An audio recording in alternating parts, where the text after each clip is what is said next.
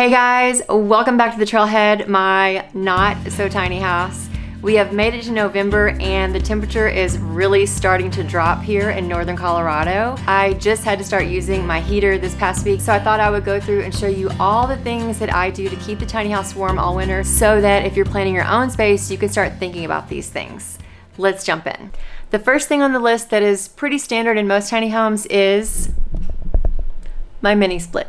The Minisplit is essentially both an air conditioner and a heater.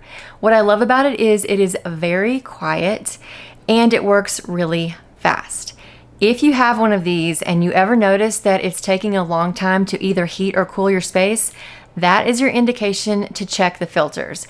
One of the best features about this thing is that the filters, while you can replace them, you can easily just pop them out and clean them off. I learned this the hard way this year when I felt like it was so hot this summer and I couldn't figure out why it was so much hotter than other summers. And then I thought, wait, I've never had to change my filters. So I opened this thing up. These filters are so easy to clean. Probably the most difficult thing is just getting to the unit, which in my tiny house, I have to actually stand on the countertops and straddle my oven to get to it because I don't own a ladder. I probably should get one. I definitely waited way too long to check my filters and had a ton of buildup on mine. I can't believe I'm showing you this, but this is what happens if you wait too long. The main guy I found on YouTube who shows you how to clean these out was using a pressure washer. That's great if you've got one. You also can just put it in your shower and rinse it off.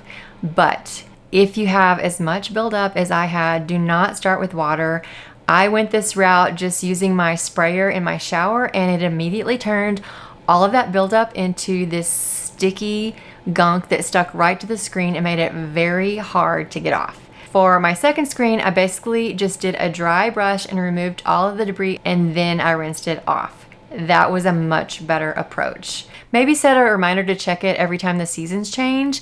That way cleaning it off is really simple, and if you don't have a lot of debris, you can just rinse it underneath your sink and pop it right back in. There's a good chance that opening and accessing your Minisplit is going to be different than mine, so maybe look for your user manual or look up a YouTube video to figure out how to do that before you get up there, and also make sure you turn the power off before you start messing with it. One of the best things about the Minisplit is that it does come with this remote, which easily lets you choose from a variety of modes as well as fan speeds. And there's a timer and a bunch of other things on here.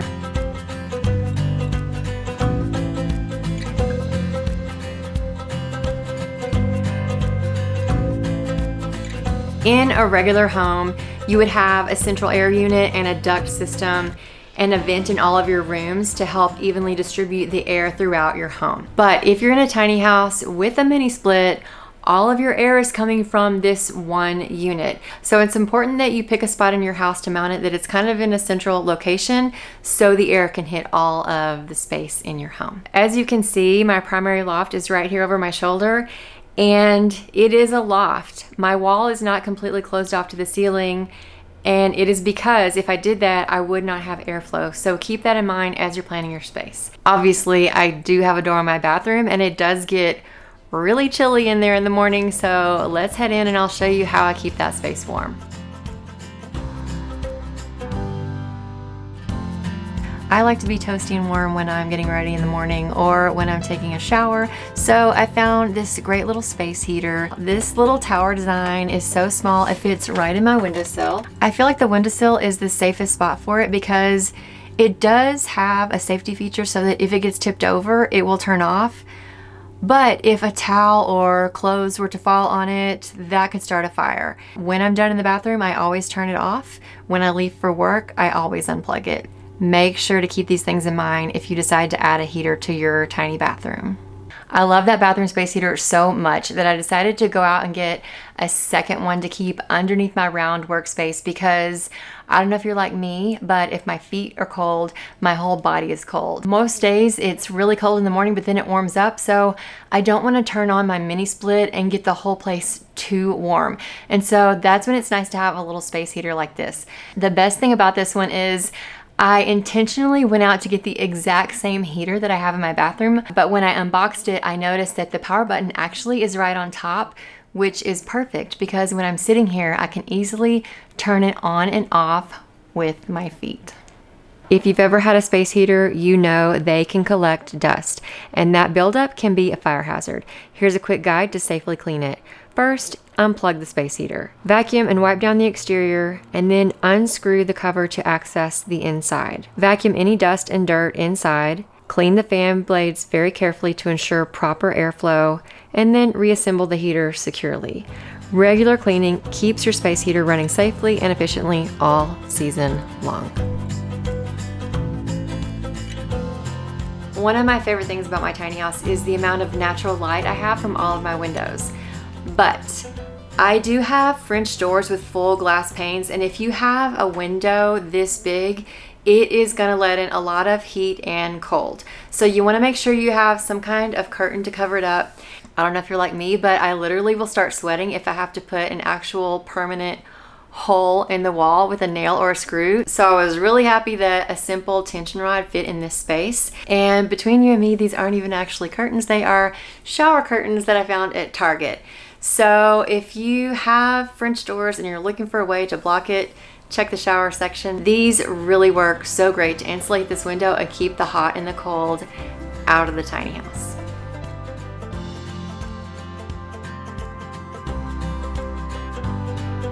I do a couple things to make sure the loft is nice and toasty so I sleep well all winter long. But first, I just want to point out that a lot of people ask me if I feel claustrophobic in this space, and I definitely do not. I feel nice and cozy up here. I have the skylight area that really opens things up for me.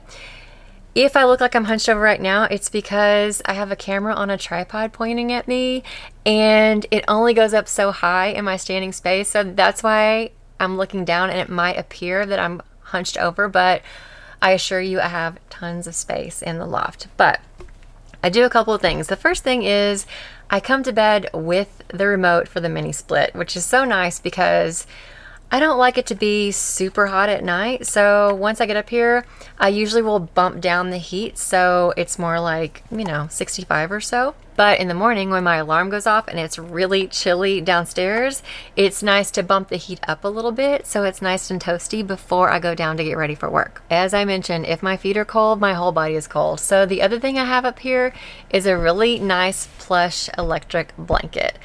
And I'll probably keep this thing on between October and May because it can get chilly at night in Colorado. The last electric blanket I had was really stiff and rigid, and it pilled, and it was just kind of gross, thick material. I got this one from Target. It is a Biddeford brand, and it's nice and plush. First of all, it's not like that weird one that I used to have. It feels just like any regular blanket. But it has a great feature where I can come up when I'm ready to go to bed and I can hit the preheat button and it really gets it nice and toasty. And most nights, that's enough that when I get into bed, I can just turn it off and that keeps me warm for the whole night. Like anything that heats up in a small space, this can be a fire hazard. So as soon as my alarm goes off for work in the morning, I turn this off and I make sure it is in a safe spot so that it doesn't accidentally get triggered or turned on. So if you're like me and you don't really like that dry heat circulating all night, maybe think about turning your heat down and just getting an electric blanket to keep your tootsies warm.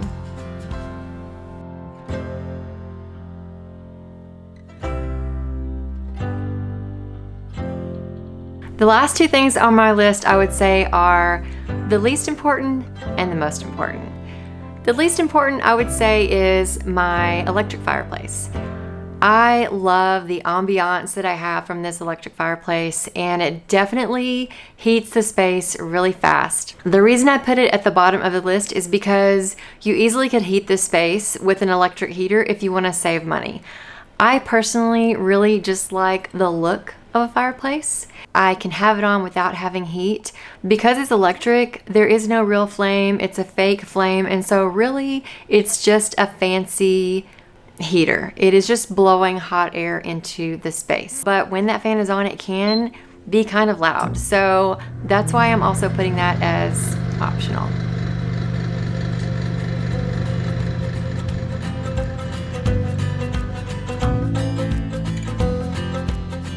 But if you're in a tiny house with a loft or a high ceiling, I cannot stress enough how important it is to have a ceiling fan. The ceiling fan is the key to regulating the temperature between the upstairs and the downstairs. The most important thing about the ceiling fan is that it needs to change directions. In the summer months, it needs to go counterclockwise, and in the winter, it needs to go clockwise. Changing that position is going to help push that air down so that it's not too hot upstairs and it's not too cold downstairs. I love my ceiling fan. It has a handy wall switch so that I can control it, but it doesn't have a remote setting to change the direction of the fan. This is the one oversight. I did not realize how important the fan was, and I didn't realize how often I would be up there changing it.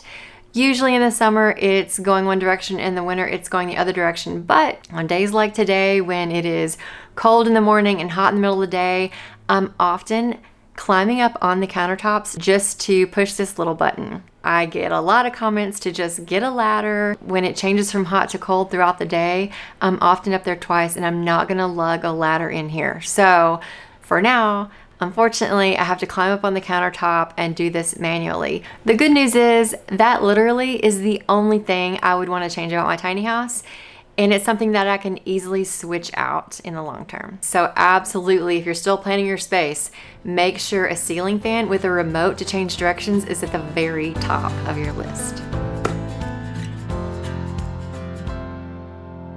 Those are all the tips I have for staying warm on the inside of the tiny house. If you came here looking for true winterization tips, I have a whole nother video dedicated to all the things I do to make sure water isn't freezing on the way in or out of this tiny house. So I will leave a link to that video below. Please remember to head down and leave any comments or questions that you have.